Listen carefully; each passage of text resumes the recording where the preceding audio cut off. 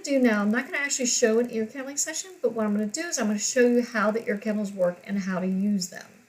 There is a video that is available to you that's very beautiful, done by my friends, that shows how to use ear candles one-on-one. So basically what you're going to do, you have your ear candles, of course. You have your water. I always have Q-tips. I always like to have mullein ear oil with me. I like to have sovereign silver just in case somebody has an infection or virus or colds or flus or an ear infection. There's also earwax buildup, and we'll talk about this later. Of course, you need your lighter. It's always good to use a little paper plate, or we have little safety circles. And if you're candling somebody, I always like to use my yoga block, and I kind of rest my arm so that I don't have to worry about my hand wiggling or trying to hold it up in the air. So this is really just one of those nifty little tricks.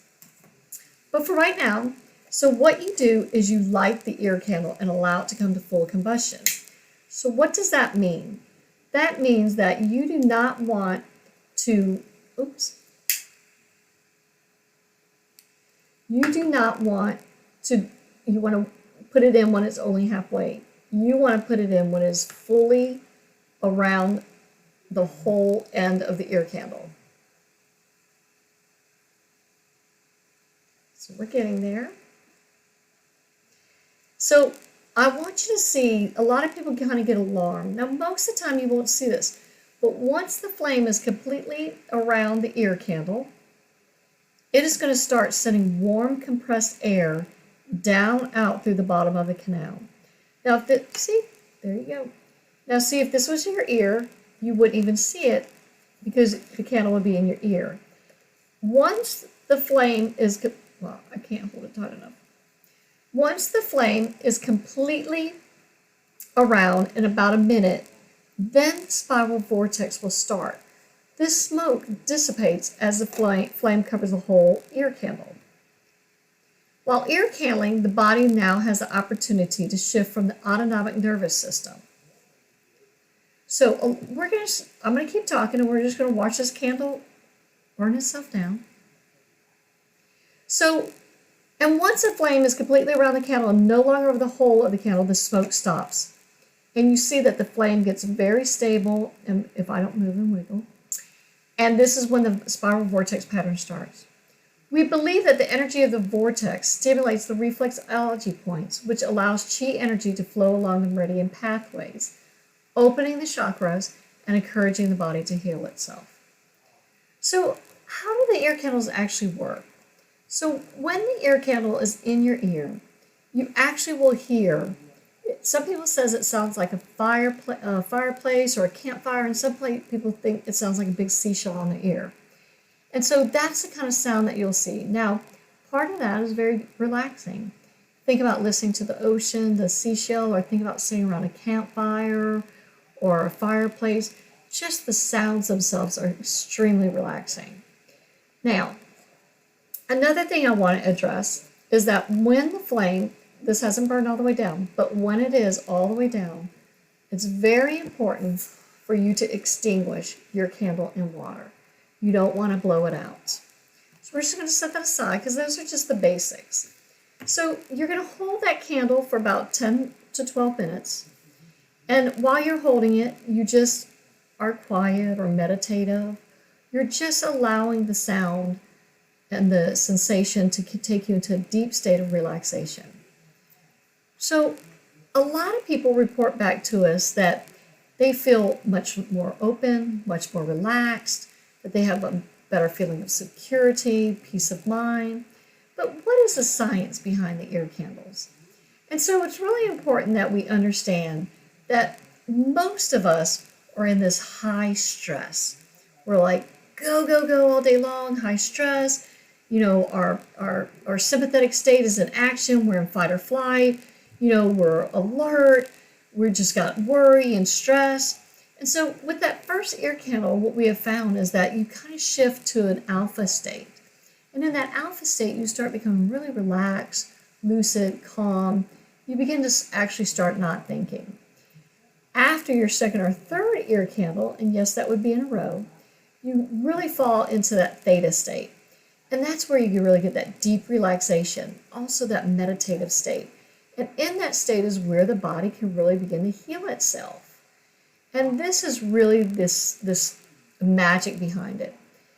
As you know, in our parasympathetic state, it is our most natural resting state. It is our most natural way of well-being. And when we reside in this state, we are able to heal ourselves. When we reside in the sympathetic state, fight or flight, stress, tension, it's really difficult to heal ourselves.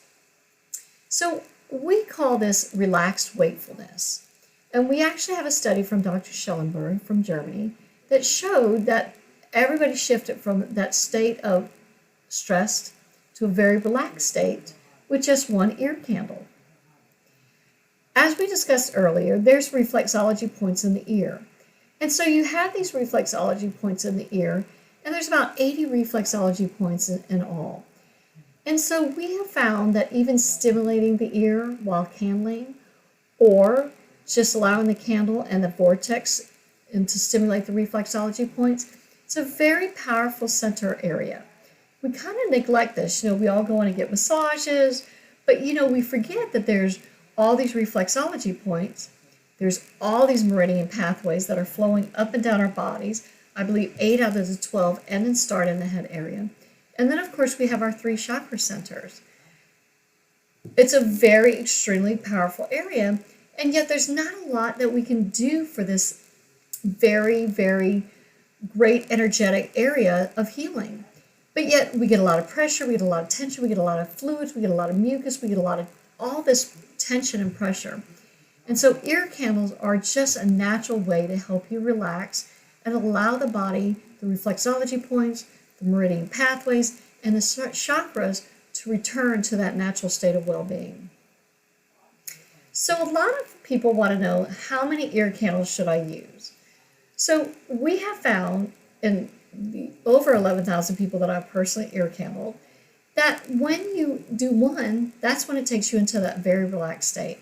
The very relaxed state is where your healing can begin. And so I have found that over the years, if somebody uses 4 ear candles on an ear infection, the next morning they wake up and that ear infection is no longer there. I find with sinusitis, 3 to 5 ear candles per ear is really sufficient to help begin the healing process of a sinus infection. A lot of times people have to have another session the next day or so, but in general, it's better than 7 to 10 days of being just under the weather and wishing you could chop your head off. And so I found that for headaches and migraines, you usually only about 1 or 2 ear candles per ear. Rhinitis is about 2 ear candles per ear. Colds, flus, allergies, kind of more, you're in the 3 to 4 area per ear, because there's just a lot of fluids, there's just a lot of mucus, there's just a lot of tension and pressure and congestion. And we really want to have the ability for the eustachian sinuses, the lymphs, to naturally open up, dilate, decongest, and drain naturally.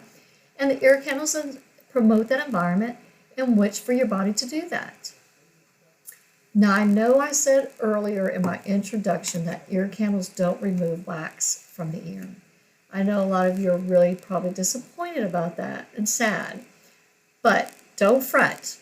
Ear candles work. So everybody wants to know, well, why is it different when I open it up from ear candle to ear candle? Well, there's a lot of reasons. Energetically, there's a lot of fluid, there's a lot of exchange of energy. But when it gets down to it, when we take the candles to the lab and we test it, none of the stuff that is seen inside of the candles actually comes from the ear. That actually comes from the candle itself.